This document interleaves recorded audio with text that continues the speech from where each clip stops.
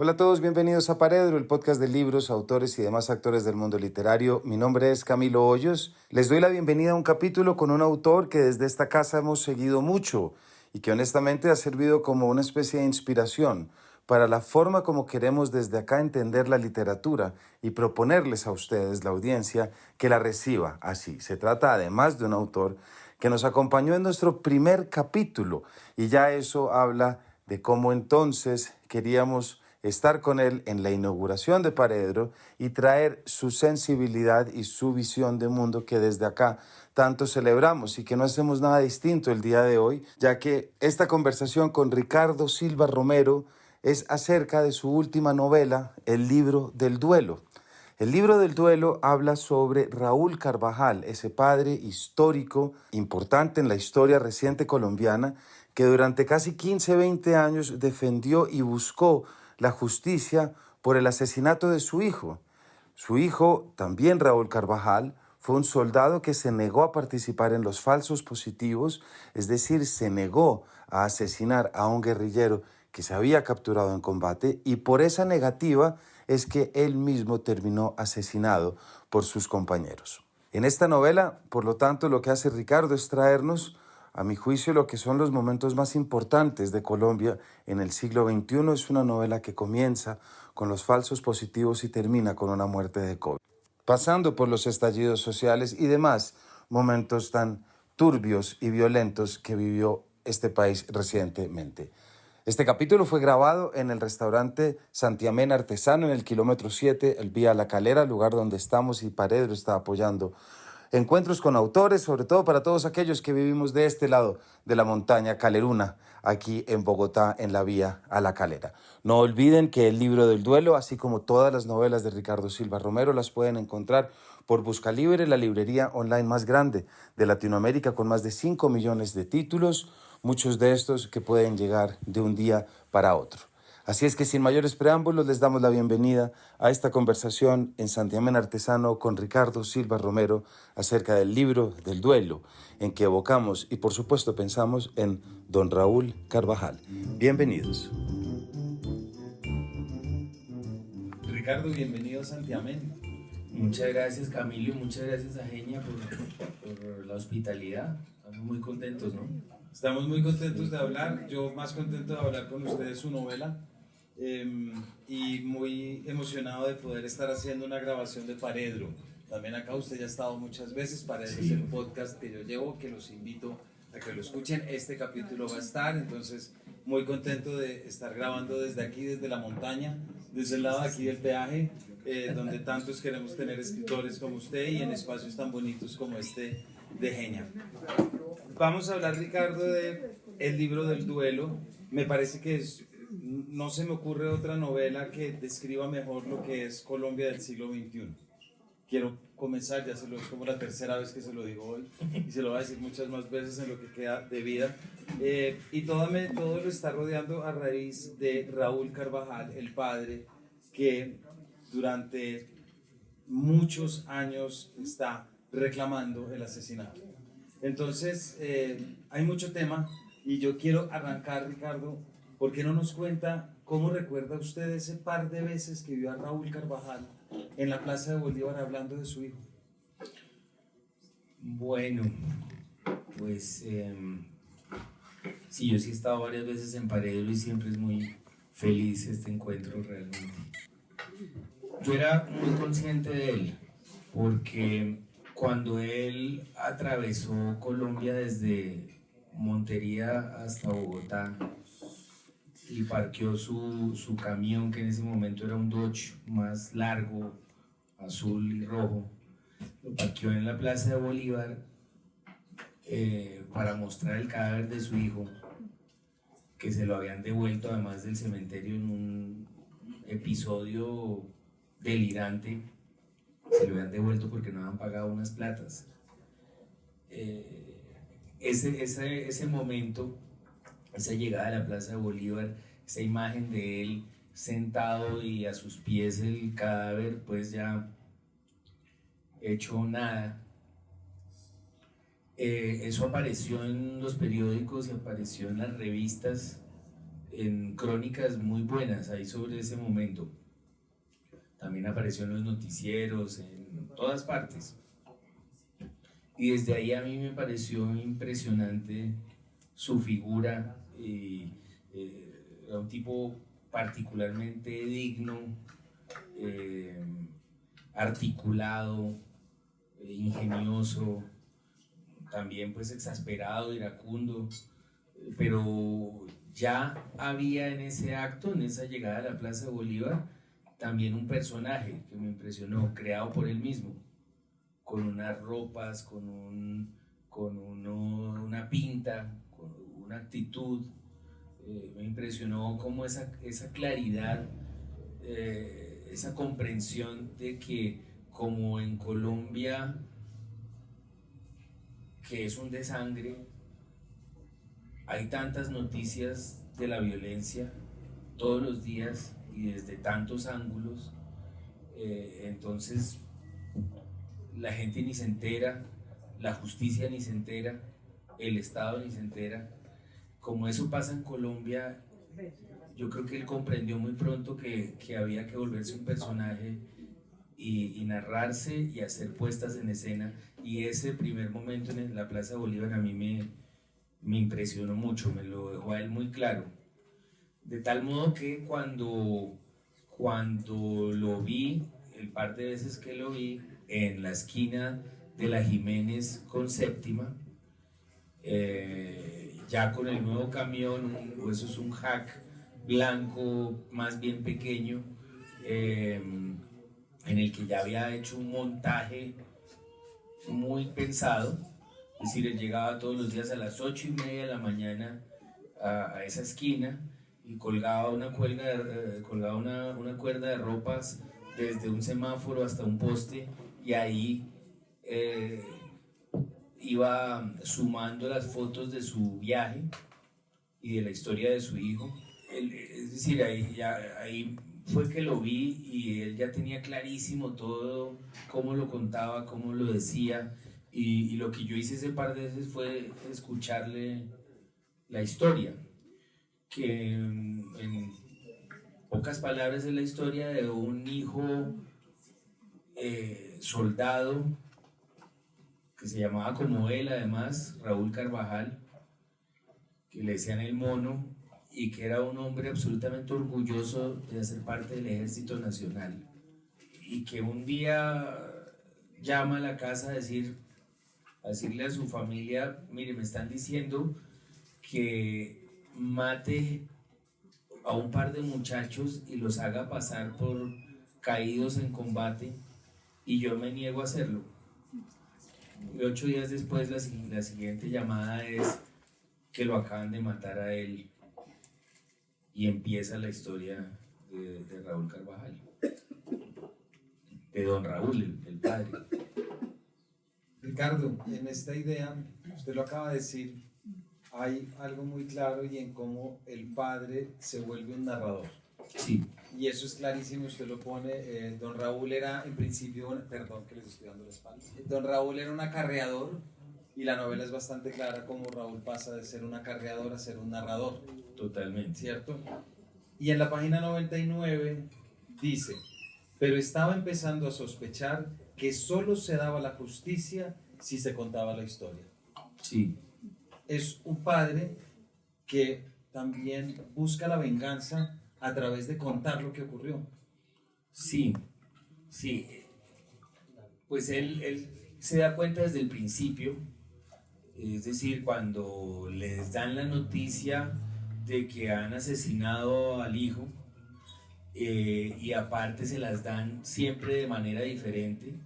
Es decir, una primera llamada en la que le dicen: no, él murió en un combate con el ELN en tal lugar, después: no, él murió en un combate con las FARC en tal otro, no, murieron 4 con él, después: no, murieron 2 más con él. Bueno, hay una cantidad de versiones que empiezan a ser sospechosos lo que pasó. Luego les entregan el ataúd clavado para que no puedan ver el cuerpo. En fin, ellos van dándose cuenta de que no les están diciendo la verdad. Y luego, cuando empiezan una primera lucha recién asesinado, Raúl Antonio se llamaba él, se dan cuenta de que hay hostilidad pues estatal en general, que la fiscalía no quiere ayudarlos, que el ejército pues les advierte que no sigan por ahí. Ellos empiezan a dar cuenta que nadie los va a ayudar, empiezan a buscar abogados, los abogados se rinden muy pronto. Don Raúl empieza a entender ya cuando le devuelven pues los restos de su hijo, él se da cuenta que aquí para hacer justicia pues no la va a poder hacer por la vía estatal, es decir, ningún juez, ningún abogado, nadie me quiere ayudar, y nadie me quiere escuchar y nadie me ve, y su conclusión es la de la puesta en escena. Ahí uno podría entender la justicia como una puesta en escena de la verdad. Uno podría entender que justicia es el relato que se hace escuchar por fin. Y él se dio cuenta, yo puedo hacer justicia, quizás no vengarse, pero sí puedo lograr que la gente se detenga y me escuche y me acepte la versión porque la tengo documentada. Aquí tengo estas fotos, aquí tengo esta imagen, tengo acá lo que ha hecho Medicina Legal una y otra vez. Él estaba absolutamente lleno de pruebas en ese camión en el que se parqueaba en la Jiménez con Séptima, y se dedicó a eso, y se dedicó a otra cosa que a mí me parece muy importante, y se negó a seguir adelante. Es decir, esto es claro que este país pues ha progresado, cambiado, se ha desarrollado, ha tenido pues transformaciones importantes en los últimos 70 años, 80 años, y al mismo tiempo ha habido una guerra. Como que nada se ha detenido y se ha convivido con esa guerra. De tal modo que hay gente que piensa que la guerra sucede por allá en unas colonias y no acá. Se ha convivido con unos horrores impresionantes, con cambios de nombre de todas las bandas, con procesos de paz pero vueltas a la guerra, y este señor se negó a eso. Ese tipo dijo, yo no sigo con la vida hasta que todos reconozcamos que estamos conviviendo con una guerra, estamos viviendo entre una cantidad de crueldades y atrocidades, como si estuvieran pasando en otra parte. Ese desdoblamiento que es tan extraño que hay aquí. Súmele que todos cuando perdemos a alguien, al otro día amanecemos indignados porque el periódico sale, por ejemplo. A uno se le muere a alguien y al día siguiente sale el periódico y la gente se va a trabajar y abren las tiendas y uno dice, pero ¿cómo es posible que el mundo no acuse el recibo de los duelos? Pues la indignación de este señor con cómo es posible que la gente siga adelante cuando a mí me matan un hijo por negarse a matar. Un hijo que además vivía orgulloso de su uniforme, se paseaba por el barrio El Dorado de Montería con amor por su ejército. ¿Cómo es posible? Este señor dice, yo no juego el juego de que este país es normal. Yo me niego y no me muevo de esta esquina, y no se movió 10 años. Y el oficinista se pregunta cómo es posible que la gente siga viviendo su vida como si las víctimas estuvieran locas, que es lo que empiezan a decir y cuando lo ven ahí, ¿cierto? Aquí hay una cosa, Ricardo, que a mí me impresiona, y es la forma como usted logra capturar a don Raúl y mostrar precisamente esa calma chicha en la que vive el familiar de la víctima. Porque ¿dónde encuentra el tiempo? Y pasa en la novela, si no la han leído ya la leerán, que uno avanza y uno se pregunta qué es lo que está buscando don Raúl, qué es lo que busca él a fin de cuentas. Sí, pero está en un punto en el que la justicia no es tan fácil, ¿cierto? Entonces, y ya sabe que no se va a dar porque es que se le mete a Uribe al ubérrimo. después se le enfrenta a Santos y enfrenta a Uribe, hace todo lo que puede hacer y no se le da nada. No. No Es como si la venganza no viniera por el fallo judicial. La venganza viene cada vez que él cuenta cómo le mataron al hijo. Es la voz poética, la palabra poética, que venga la muerte, pero que no va a ser nada más que ser escuchada. Sí, y ahora totalmente. ser leída. Sí, totalmente. Yo creo que él, por supuesto, tenía la esperanza de que su caso fuera atendido por la justicia. Él, aparte de lo que usted dice, él también estuvo en el Congreso en alguna reunión de víctimas. Él, pues 10 años en Bogotá, pues hizo una red de amigos del centro, por ejemplo, Sí. Que el día que presentamos la novela estaban ahí, que son un montón de personas que han sido víctimas de la violencia, de la guerra de muchas maneras, y están ahí en el centro tratando de que los escuchen. Hay un amigo de él, Carlos Castaño, que además se llama a sí mismo Carlos Castaño el Bueno, que hace también su museo de la memoria y de la violencia de la historia de Colombia, y la cuelga, todo el tiempo lo están sacando del centro, pero empezó a hacer una red de amigos, las madres de Soacha, que en un primer momento como que lo miraban de reojo y no se sentían como invadidas un poco, empezaron a ser súper cercanas y a quererlo un montón. Mucha gente lo ayudaba porque él pues vendió todo y se dedicó a vivir ahí y se sostenía con la ayuda de los amigos o de la familia a veces. Es decir, él sí estaba hasta el final como tratando de molestar al Estado, tratando de enfurecer al ejército, con fotografías de los comandantes pegadas en su camión, en las pancartas, con fotografías de los presidentes, de los fiscales, diciendo estos tipos tienen la culpa. Él estaba tratando de estremecer, de molestar, y todavía tenía la ilusión de que alguien apareciera de parte de la justicia y le dijera algo. Y sí vio unas transformaciones que se dieron pues desde el 2006 hasta el 2021 que él muere.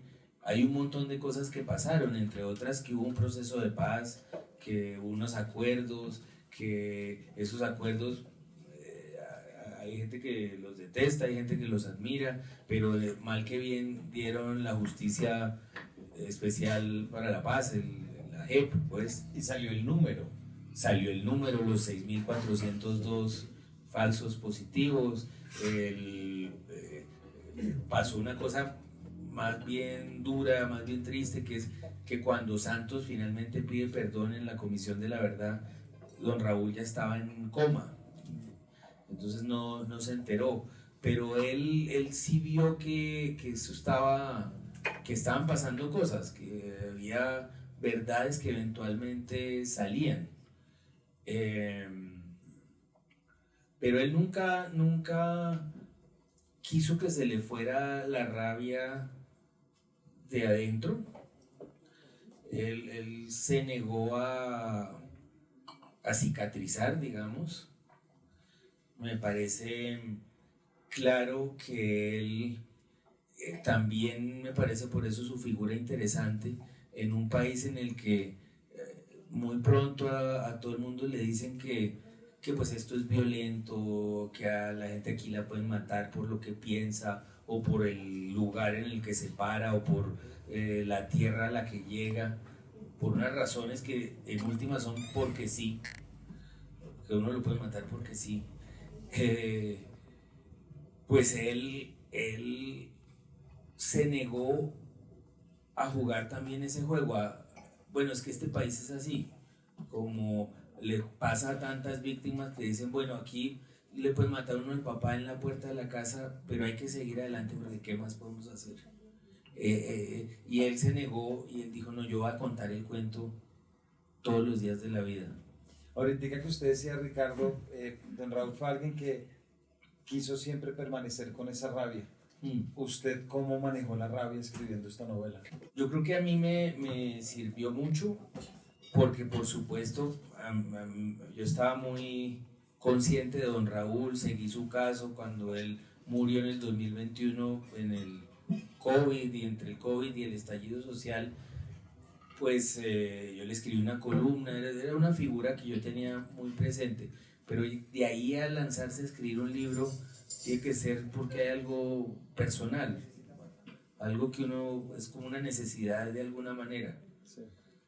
Y yo me di cuenta mientras lo escribía y mientras lo corregía que, y esto podría confirmar esa teoría de los románticos, o sea, de los escritores románticos, no los baladistas, digamos, los escritores románticos que decían que cuando uno se compromete con una historia, el mundo conspira a favor. Y yo me lancé a hacer este libro y me empezaron a pasar cosas que me servían. Por ejemplo, que me empezó a llamar mucho César López para hacer unas ceremonias de duelo. Hizo un concierto enorme de la resistencia, lo llamó, con una cantidad de víctimas maestras en sus artes, músicos, raperos, bueno, toda clase de músicos, mejor dicho, no estoy excluyendo a los raperos de la música.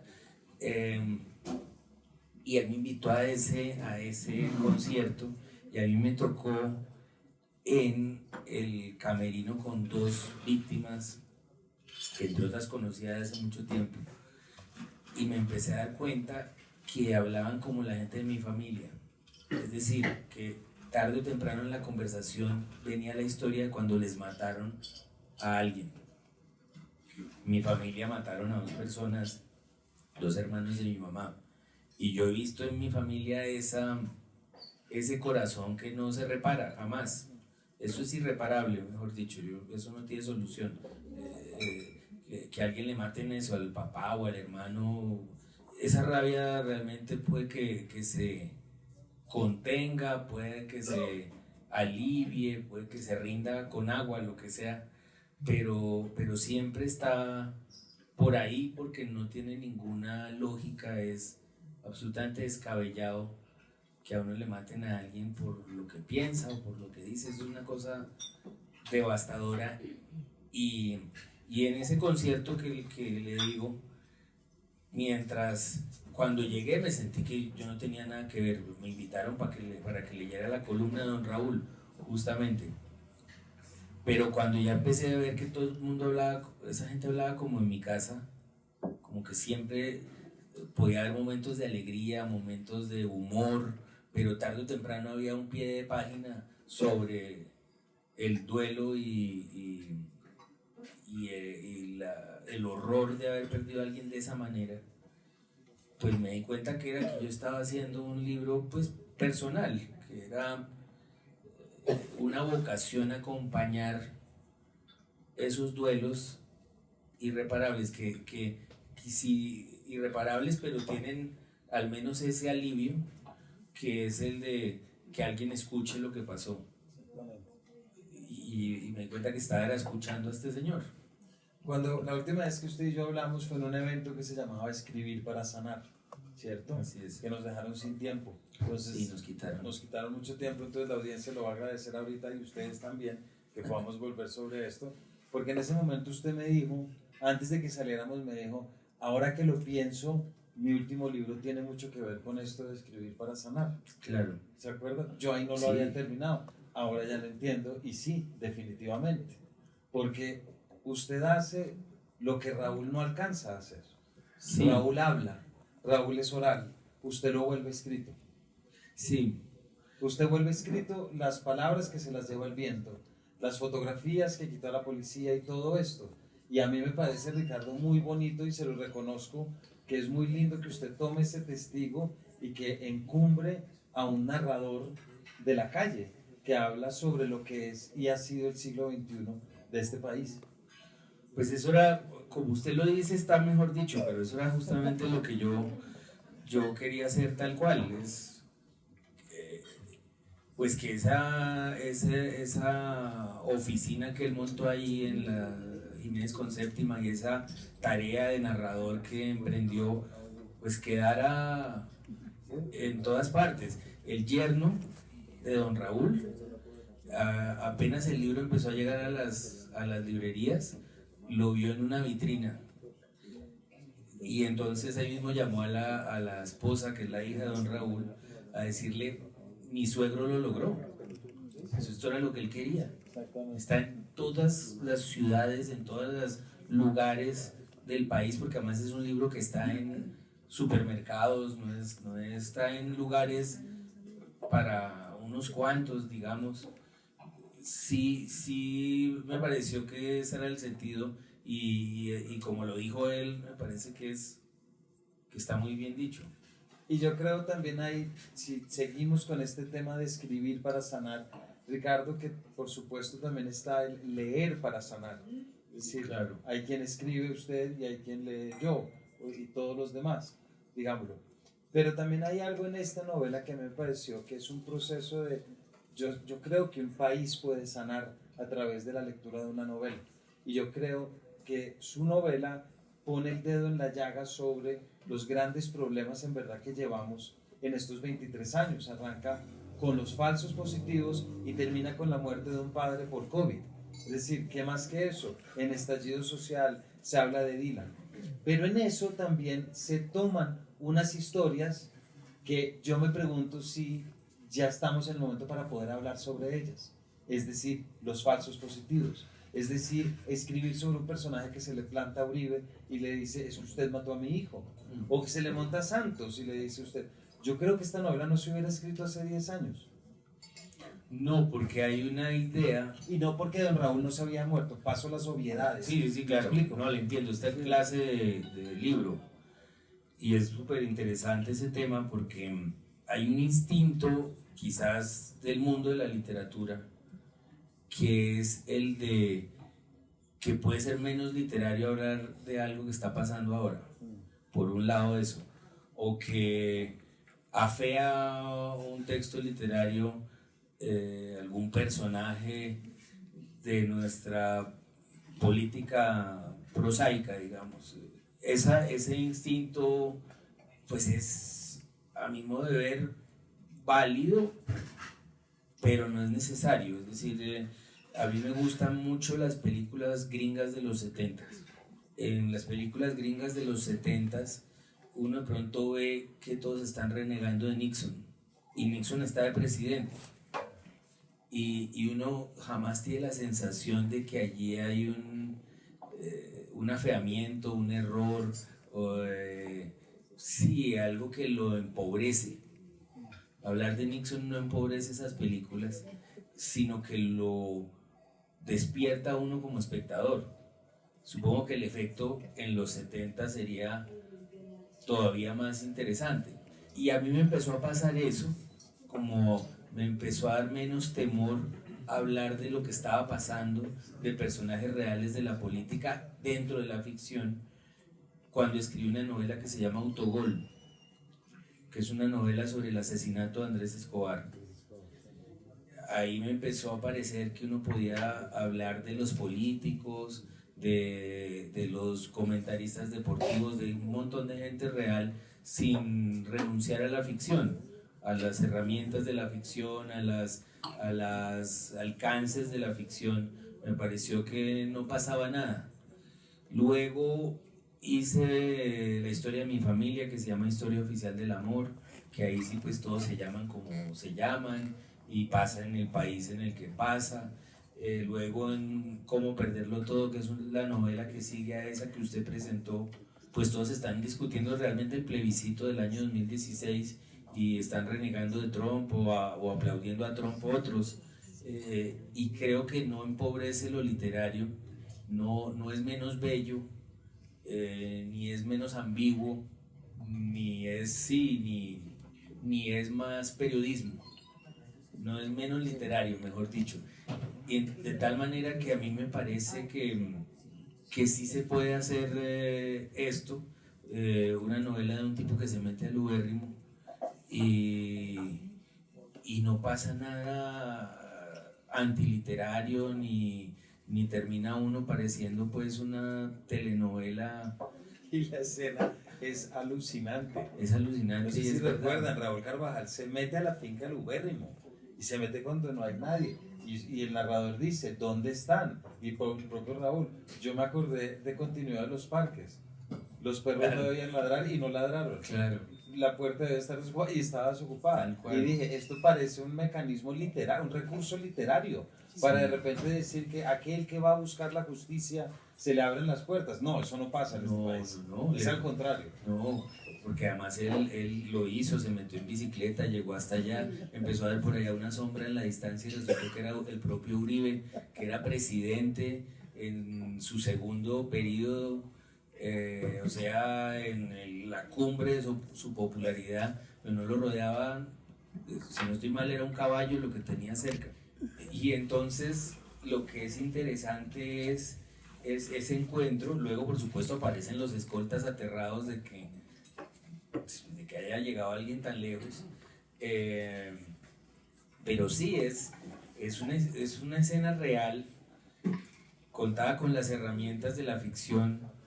Y yo creo que no lo hace menos novelístico ni menos, si uno lo quiere ver poético, lo que quiera asumirlo, me parece que no tiene ningún problema, no es ninguna trampa la actualidad para una novela.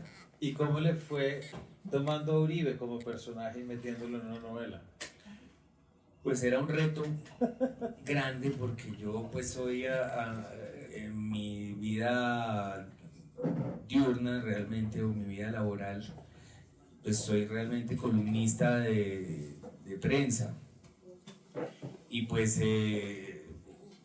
llevo en mi columna 15 años y la columna arrancó rogando para que Uribe no se hiciera reelegir por segunda vez y yo trato, viniendo de la ficción, que es lo que realmente he hecho más, las novelas, pues hago un gran esfuerzo por ser compasivo en la columna. Pues lo que uno aprende en la ficción leyéndola o escribiéndola es pues a tratar de entender a todo el mundo, por más descabellado que sea. En la novela de Cómo perderlo todo, la que digo del plebiscito, hay un piloto trompista que me cae bien, que es una cosa que en la vida real no sería posible.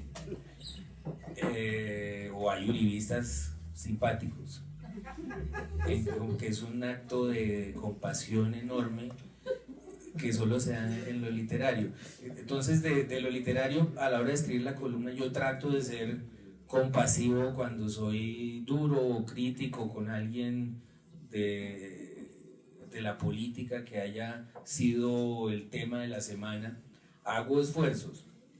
Con Uribe he tratado de serlo, pero pues es que yo no estoy de acuerdo en nada ahí, en nada, ni en la figura, ni en la voz, ni en el tono, nada, pero en la novela sí me parece que era empobrecerla en ese caso, que era aprovechar pues una novela para hacer una columna, para demostrar algo de político, era tal vez reducirla como a un castigo ahí que no viene al caso, y me parecía que había que ser justo con las escenas reales. Y realmente Uribe lo recibió bien a este señor, y fue amable, y fue noble, y lo escuchó. Cuando después lo buscó en la Plaza de Bolívar, pues lo escuchó, hizo lo que mejor pudo ahí para no terminar pues agarrado, con mucha sagacidad también. Uno puede verlo como quiera, pero digamos, hay una película de Oliver Stone sobre Bush que se llama W, y Oliver Stone pues no puede ser más anti-Bush, es decir, es un tipo que ha hecho hasta documentales a favor de Chávez, a favor de Putin, ya es como el lado delirante contrario, digamos. Él le ha visto el lado tierno a Putin, que uno dice, pues tampoco. Oliver Stone ya es para el otro lado, mejor dicho, es teoría de conspiración. A mí mí me gusta, me parece chévere las películas, y me impresionó mucho de la de Bush, que es absolutamente compasivo con Bush. Cuando tenía toda la opción de hacer una salvajada y dejarlo como un tonto, lo deja como un tipo con un problema con el papá muy fuerte. Es un retrato, me parece digno y justo, y uno, claro, puede concluir que Bush es un tonto si quiere, viéndola, como yo creo que en este libro uno puede atar los cabos y pensar que Uribe obró bien ahí con don Raúl, pero luego hay unos resultados de esas políticas que son nefastos, y uno puede atar esos cabos también. Quería leer, Ricardo, porque aquí hay algo importante en lo que nos está diciendo en la página 159. Podría uno olvidar por un momento que todo esto es verdad. Sépanlo a cada página, a cada frase, por si acaso. Que ninguno de los giros de esta historia es inventado.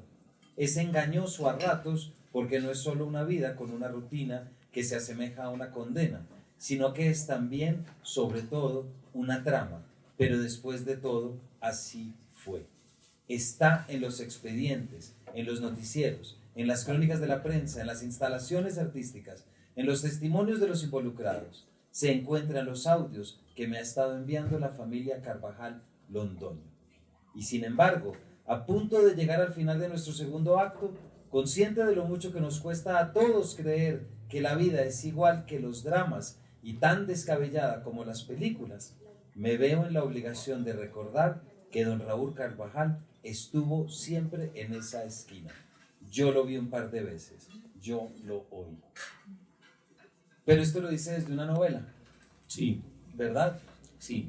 ¿Cómo le fue trabajando en esto que nos está diciendo? Porque los relatos, por ejemplo, de don Raúl son literales.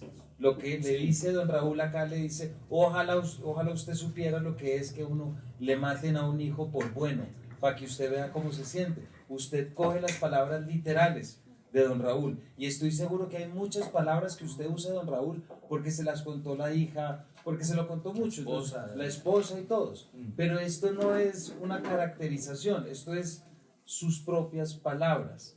Para usted, Ricardo, como novelista, ¿cómo juega la realidad y la verdad cuando usted toma esa decisión de traer un trozo igual a como ocurrió y que forma parte de la historia de este país? Porque ese encuentro forma parte de la historia de este país. Pues el tema es de taller, y es fascinante por eso. A mí esos temas me fascinan. Y ahora que hablé de las columnas, yo aprovecho mucho lo que aprendo en las novelas para escribir las columnas. Y entonces el tema es que la ficción no es sinónimo de la mentira, sino que la ficción es un modo de recrear lo que pasó, de recrearlo para hacerlo comprensible emocionalmente. Esa es la función de la ficción. A veces se confunde, ¿verdad?, con la invención, con la mentira, pero realmente lo que uno está haciendo es acudiendo a una cantidad de herramientas para que se entienda lo que sucedió. De tal manera que pues tenemos informes de memoria histórica extraordinarios que hizo, por ejemplo, el Centro de Memoria Histórica, cuando estaba Gonzalo Sánchez y María Emma Wills y Marta Bello, hicieron unos informes que son brillantes, que llegaron hasta el Basta Ya, que era el informe mayor de la guerra, antes que llegara la Comisión de la Verdad. Lo que hizo la Comisión de la Verdad es extraordinario, está muy bien hecho, muy bien pensado. Esta verdad también es impopular, pero lo que ha hecho la prensa es mucho mejor de lo que hoy en día los tuiteros creen. La historia de don Raúl está bien contada en los periódicos colombianos. Su odisea de Montería a Bogotá con el cadáver de su hijo está contada como es. Incluso sale en los noticieros esa historia. Hay más periodistas que cuentan la historia de lo que uno cree. Y sin embargo todo esto funciona como funcionan las cifras de Indepaz, que a mí me impresionan y las consulto frecuentemente.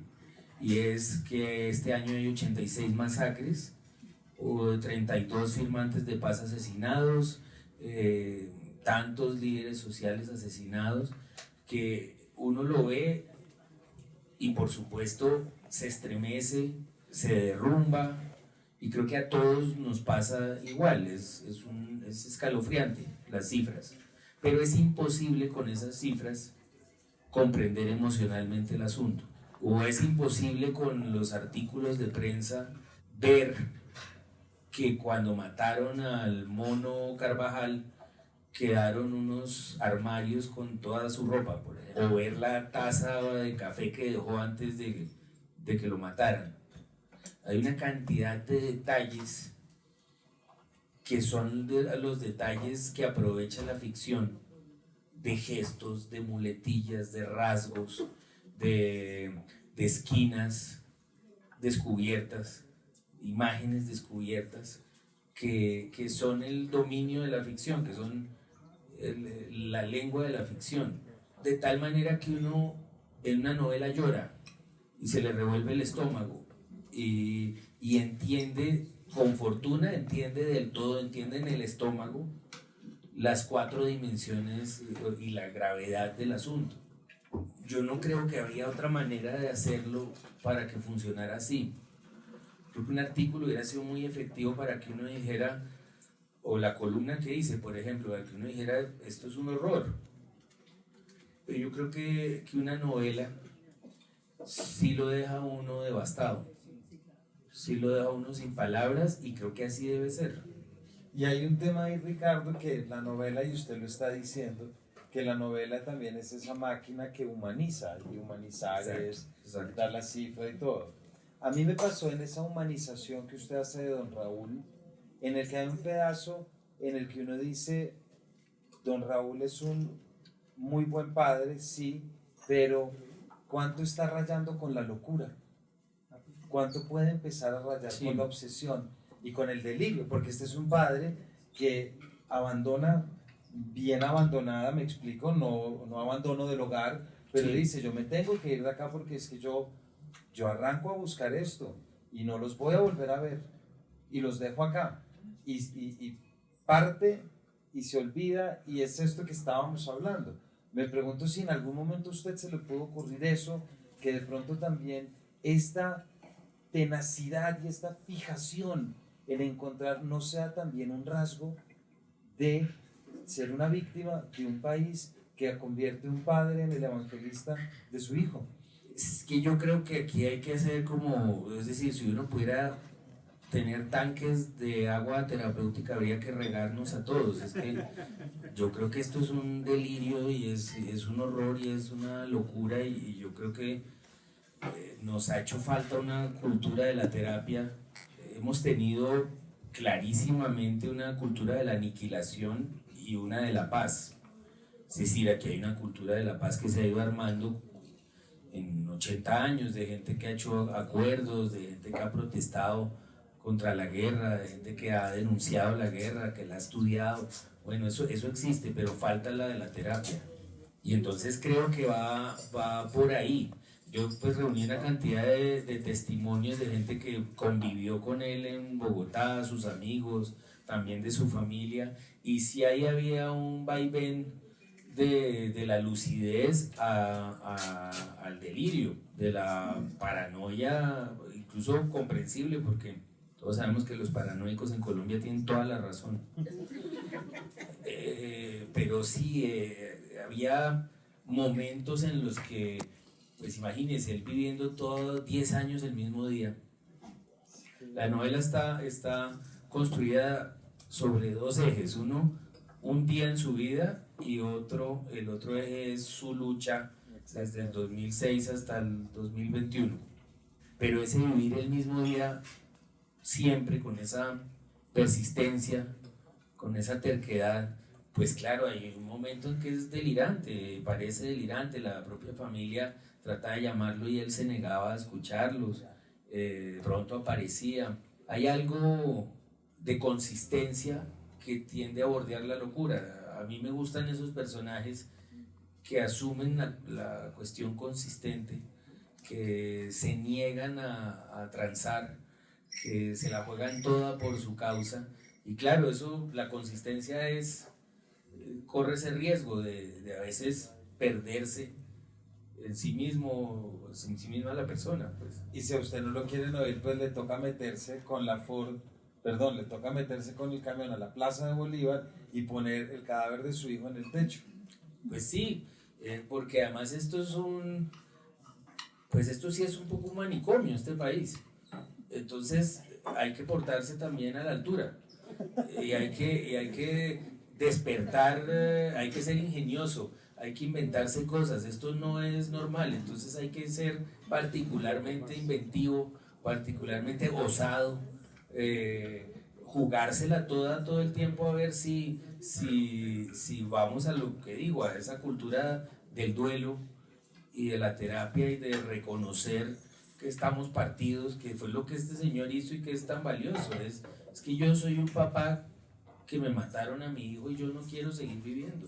Y me quedo en esta esquina y eso, pues, además visto desde otro lado, pues tampoco los hombres, los padres, lo han hecho menos. Es decir, están las figuras de las madres de Soacha, que entre otras hay que reconocer, también han tenido el instinto de la narración.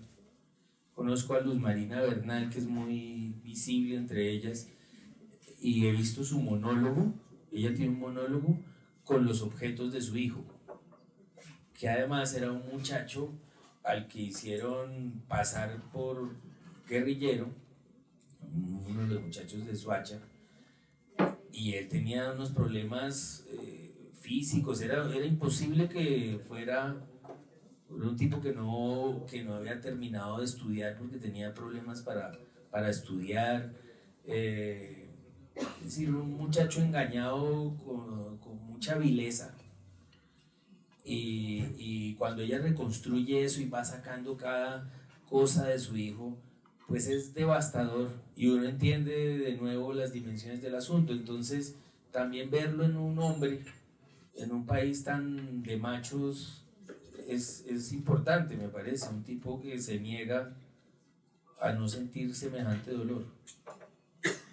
Y recuperar una frase que es muy bonita, y ya con esto voy cerrando para pasar la palabra si tienen preguntas, pero es ese contraste que tiene don Raúl, que es, de hecho, es ese momento en el que se empezará a morir, ¿no? Que es cuando está en la Plaza de Bolívar en el estallido social, rodeado de jóvenes que están entre todos reclamando los 6.402, cuando él había arrancado hacía 15 años, solo en la plaza, con su amigo Nacho, si no me equivoco, sí, con su amigo Nacho en una plaza, sacando del todo y siendo el único loco que grita: a mí me mataron a mi hijo. Sí. Y es en ese momento en el que dice, pero de golpe se rejuvenecía porque todos esos muchachos eran sus hijos. Sí, se lo dijo a un par de muchachos de ellos, se lo alcanzó a decir al último abogado con el que se reunió, y hay imágenes de él con su bandera de Colombia agitándola, y está claro que lo nombraron el padre de la resistencia ahí en ese estallido, y era como si pues el grito que había estado pegando durante 15 años ahora lo pegara pues la mitad, medio país, y que es otra cosa que a mí me gusta y tiendo a caer en eso en las historias.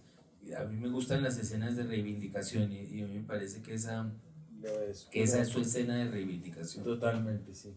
No olviden que el libro del duelo, así como todas las novelas de Ricardo Silva, las pueden conseguir por Busca Libre, la librería online más grande de Latinoamérica, con más de 5 millones de ejemplares, muchos de estos que les pueden llegar de un día para otro. Es decir, que si piden el libro de Ricardo hoy, les puede llegar mañana.